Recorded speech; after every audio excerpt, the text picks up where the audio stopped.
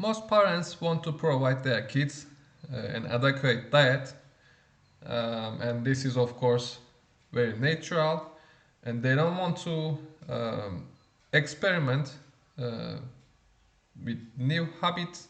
They don't want to risk trying new things because their upbringing um, was successful in raising them, so they want to do the same thing with their kids. However, we know that veganism is a must, it's an ethical necessity, and it is a crime to feed uh, kids animal products because they are being brainwashed and into this cruel culture. That's why um, we as vegans recommend uh, plant-based diets for uh, all stages of life, and as I will show, scientific research also proves that this is doable and it is healthy. Um, it must be well planned as any other diet, and it is the most ethical, basically. So I suggest parents to be careful in what they are feeding to their kids' mind, as well as to their kids' stomachs. So first, this is a well-known study published. I mean, it's a position paper by one of the largest dietetics associations in the world, Academy of Nutrition and Dietetics, and it says that vegan diets are healthful and adequate and may provide health benefits, uh, and it is appropriate for all stages of life. Um, and if you are convinced, of course, you would go vegan. I don't expect parents that are not vegan to feed vegan diet to their kids, but for vegans, um, there are many resources. I just want to share some of them. This is vegplate.info. You can go here and learn about food groups and what type of um, nutrition they might provide, serving diagrams, sample menus, uh, what to uh, have and how much in terms of nutrients, vitamin B12, vitamin D, omega 3s, etc. Uh, it's very detailed and um, will answer all your worries about calcium, about iron, protein, energy needs, omega 3s, etc. Vitamin D from sunlight, if not possible, from other supplementary sources.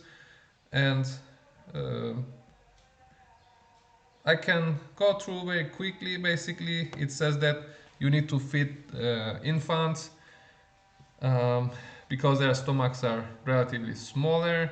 We need to feed them energy dense foods, fats, especially balanced in omega 3 oils, which means that chia seeds, flax seeds, almonds, all ground up, hemp seeds, etc.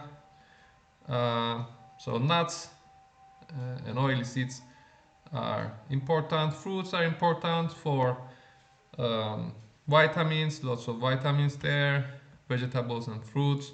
They also provide fiber, but they recommend to have less fiber for younger um, um, children, for babies, because not to fill their stomachs very quickly. As I said, their stomachs are smaller, so um, they can have less fiber and more oil and starch-rich foods, such as potatoes, pastas, legumes are also important in terms of iron, calcium, and protein intake.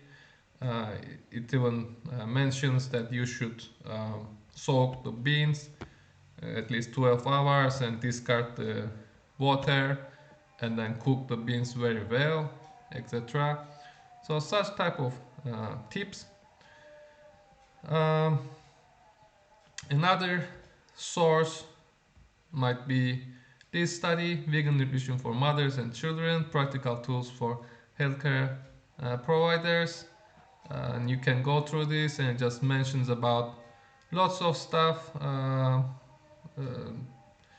about B12 intake.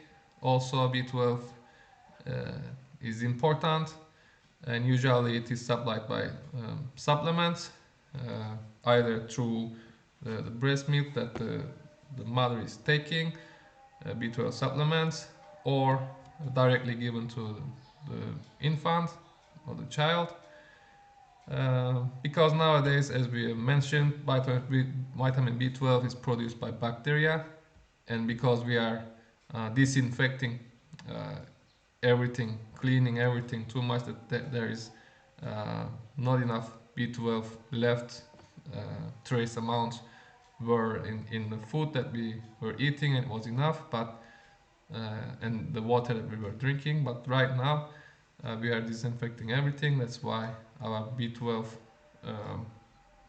levels will deplete without additional supplements. But also these B12 supplements are given to animals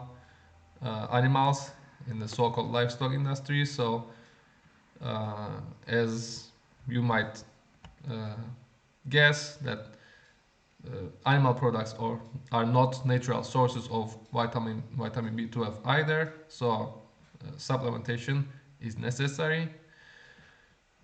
Okay, so you can see this study pretty long and very detailed. Zinc, iodine, all types of nutrients. Another one is by the Vegan Society, and early days, of course, exclusive breastfeeding is recommended, and they say you should breastfeed until at least 2 years of age, and by doing so you give all kind, calcium and all the necessary things, the developing immunity of baby, etc. And then this one, another study, consideration in planning vegan diets in terms of infant diets.